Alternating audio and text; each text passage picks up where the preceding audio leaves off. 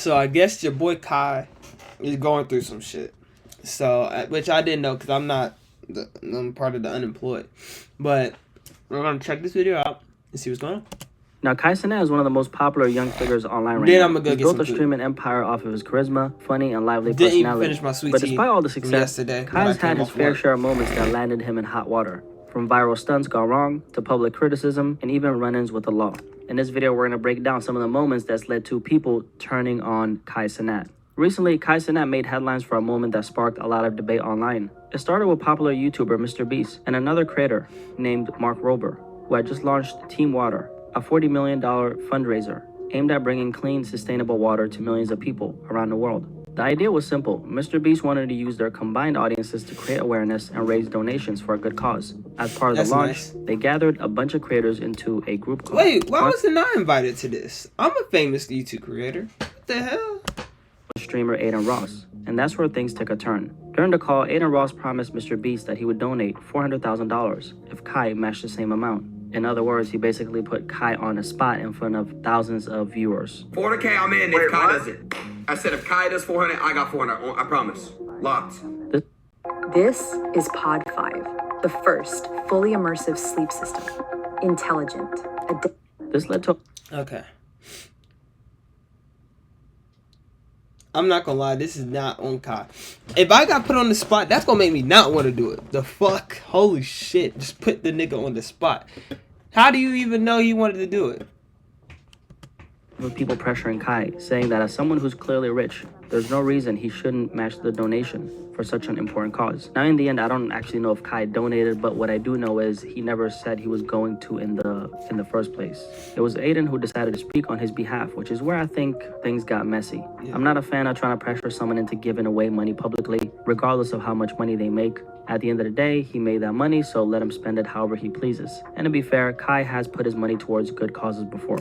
It's another day in Nigeria and another school to go. In March 2024, the popular online streamer and YouTuber touched down in the African country of Nigeria for the first time, the most populous nation in Africa, home to over 200 million people and a rich cultural history. Kai documented his trip on YouTube, and during his visit to Lagos, the country's largest city, he stopped by the Makoko Children Development Foundation School and Orphanage, a place that provides free education and care for less privileged children. Not long after, he announced that he would be helping fund a brand new school for the community. To make it happen, Kai said he'd donate 20% of everything he made from a special month-long Twitch stream. Basically, he streamed every day for an entire month and viewers could subscribe or donate during it. In his own words, "I visited Nigeria not too long ago and I absolutely loved it. I say that to say this. For the next 30 days, while I'm streaming, 20% of all revenue will be going straight to the school that I'm still currently building for the kids of Makoko." By December 2024, Kai said the school was going to be done and that he planned to return soon to see it completed. To the kids of Makoko, I will be back. I will be back. And when I'm back, the school is going to be done. In a few months, it'll be a year since Kai made that pledge, and the questions have been piling up, and people are asking, what happened to the school? Was it a scam? Will it ever actually happen? Recently, the criticism started pouring in again. A few weeks ago, a clip posted on X by the account KickChamp went viral. The tweet claimed, "A YouTuber checked on a school Cenat promised to rebuild, only to find no progress as it struggles to pay expenses and faces shutdown." The clip came from a YouTube video made by a creator named Go With Ali, who visited Makoko, the same area where Kai promised to build a school. But here's the twist. The video had nothing to do with Kai at all. Still, it didn't matter. The tweet spread fast, and Kai found himself facing a fresh wave of criticism. Some accused him of making the promise for clout, while others claimed he abandoned the school project altogether. You never know what could have happened. Like, drugs could have took over. The important thing to mention here is that Kai has actually not abandoned the project and is still in the works. It's reportedly raised over $1 million so far, with a total estimated cost of over 2.4 million USD, roughly 3.9 billion Nigerian naira. He's also partnering with giants like Google and Amazon to make it happen. According to the timeline Kai shared, construction was projected to take away anywhere from 9 to 12 months, depending on when they officially started. That means the project could still be on schedule. Also, Kai has mentioned delays before, including one caused by a storm that hit Makoko and ruined some of the building materials, resulting in a financial setback for the project. We built a school for the classrooms and stuff in Makoko, like over the river, But due to storm, a lot of it got messed up. Dang. The thing is, I don't think most people actually realize how much goes into building something like this. And that's even more true in a place like Makoko, where resources are limited, infrastructure can be challenging, and the process often moves slower than in major cities. You have to get official permission to build, check the land and make sure it's safe, design a school, find the right materials, hire people to do the work, and make sure everything follows both government rules and what the local community needs. And even when all of that is in place, projects like this can still hit unexpected roadblocks, bad weather, shipping delays, and let's not forget the bureaucracy that comes with it. It's not something you can Bro, just... also what could happen is like the upkeep. Like they might not be able to even afford it after a while because there's so much resources that they put in that they can't even afford. So like, yeah.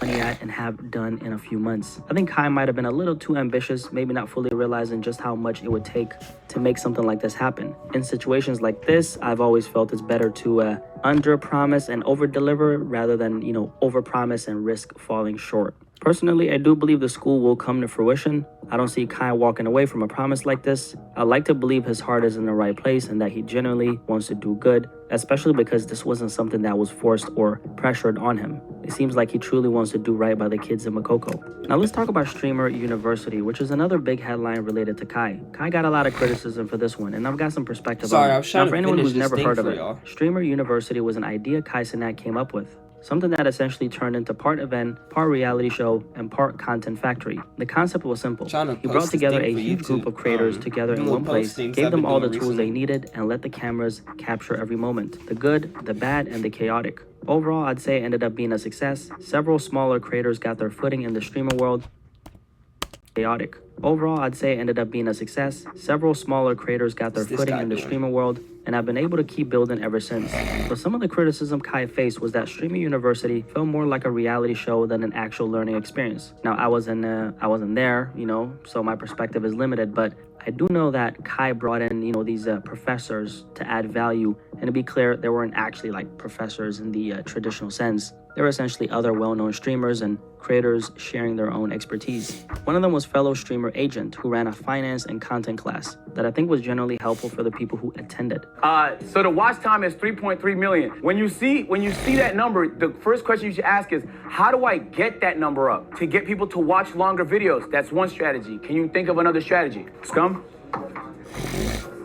Correct. Do more, higher frequency. Part of strategy is also uploading more. This is a clip channel. Another criticism that Kai received was that there weren't any smaller creators there, that Kai only handpicked bigger names for the show. And from what I saw, that was not accurate at all. But I did notice a lot of people running with this narrative. You had us thinking us small creators was going to have the ability or the chance to get inside of the Stream University, bro. Like, I already should have known that this was a sham and this was a lie whenever you started reviewing people who already got clout with their applications, bro. I should have already known that this shit was fake, bro. I should have already known, you feel me? The whole point was networking and collaboration. Kai basically created a stage, put a mix of big and small streamers in the same place, turn the cameras on, and let moments happen. The bigger names were there to give the smaller creators more exposure, and it actually worked. A lot of the smaller streamers got discovered, built followings, and made a name for themselves just by putting themselves in the position. The way I view it, Kai didn't really scam anybody. He gave people a platform, and it was up to them to use it. At the end of the day, you're not owed anything in this life. It's on you to, take the opportunity and make something of it. And for what it's worth, Streamer University was a great networking opportunity for the people who attended. We also have the Wale situation, which is an interesting one, and it ties directly into the hip-hop side of things. It's a moment that's made a lot of people question Kai and discredit him as it relates to hip-hop. During the BT Awards a few months ago, Kai was streaming inside the building when he ran into rapper Wale, a very popular rapper from Washington, D.C. At the time, Wale was walking towards Kai, playing Smash Bros. On his Nintendo Switch. Kai walked up, said what's up, dapped him up, and kept it moving. It seemed like a harmless interaction, but later when Kai was back in his car reading the chat, he noticed people spamming Wale's name because of how well known he is in hip-hop. That's when Kai admitted that he had no clue who Wale was. Wale. Oh my God, that was somebody crazy. Hey, the whole chat knows him. Wale? What he do? Rap. Oh, work. Now, like a lot of people, I was very surprised to see that Kai Cenat didn't know who Wale was because, Wale is one of those rappers you're bound to come across at some point if you're tapped into into the hip-hop world and if you're as, online as Kai is, right? So I was really shocked to see him not recognize Wale, but to be fair, there's a factor that plays into this. Kai's age, well, he was around 11 or 12 when Wale first really popped off, so I guess that does make sense. Still, Kai caught a lot of criticism over it. People were essentially saying, how is this guy even considered a platform or influence in hip-hop when he doesn't know who Wale is? Bro, I didn't know who that ended up nigga was spiraling either. a little further. Later on, Wale actually approached Kai while he was sitting next to Snoop Dogg and said the following. That shit making me look crazy right now, just let you know. What? That's making me look crazy. The exchange that we had in the hallway is My bad, bro. I mean, they running with it, but we'll talk later. Was Wale actually serious? Honestly, I didn't, think he was. It didn't really sound like he was. I mean, he even dapped up Kai afterwards, so I don't think, he was generally pressing him like a lot of people were saying about, Wale not knowing who Kai was, right? But just like most things with Kai, it still sparked a huge conversation online about whether he's really tapped into the culture he often interacts with, or if he's more of an outsider who just happens to be close to it, but not fully part of it. One moment that really adds fuel to that conversation was when Kai made some comments about Black Americans that rubbed a lot of people Bro, I the wrong low-key way. feel like this niggas just want to get mad at anything at this point, bro. Like, we just argue with air now. You're black! You're just black! And it wasn't just about what he said. It was about the fact that so much of his success has been built on and fueled by Black American culture. To a lot of people, this felt like a slap in the face, and it's one of the biggest reasons why so many people have started to turn on him. And then we have the complex hip-hop media power ranking, and this is one of the clearest examples of what we just spoke about. Just a few weeks ago, Complex dropped their 2025 hip-hop media power ranking, their annual list spotlighting the most influential figures in rap coverage. And at number 1 was Kai Cenat. That alone went viral and sparked a whole debate. Is Kai even a hip-hop platform? And while he's not known for deep commentary on the music itself, he's built massive influence by consistently linking up with rappers and creating viral moments, from his famous interview with Nicki Minaj to the Ice Spice link during her rise. Over time, that's made him one of the most influential and most criticized figures in this space. Kai's become such a force that major labels actively push to get their artists on his stream, and it makes sense, because with Kai, it's not your typical interview that most rappers hate doing anyway. It's casual, unfiltered, and entertaining. But that influence is exactly why some people have started questioning whether he's really a voice in hip-hop or just a streamer who happens to be around the culture. And personally, I think this is more about, people putting him on that pedestal rather than him, claiming it for himself. He's naturally leaned into hip-hop because he's so close to it. I mean, he grew up on it, and his audience listens to the, same artists that he connects with. Do I look at Kai Cenat as a media platform? Depends on how you look at it, but overall, why is he so damn close overall, up? I see him as a streamer who happens to dabble in hip-hop media, not the other way around. But regardless of how I see him, plenty of people have questioned him. And one moment that really fueled that goes back to 2023. I think most of y'all probably remember the Union Square riot. Back in August 2023, Kai announced a giveaway in Union Square, Manhattan, promising PS5s and gift cards. But what started as a hype meetup quickly spiraled out of control. Thousands showed up, chaos broke out, and the NYPD had to flood the area as people swarmed in nearby stores. Police charged influencer Kai Cenat with inciting a riot and unlawful assembly.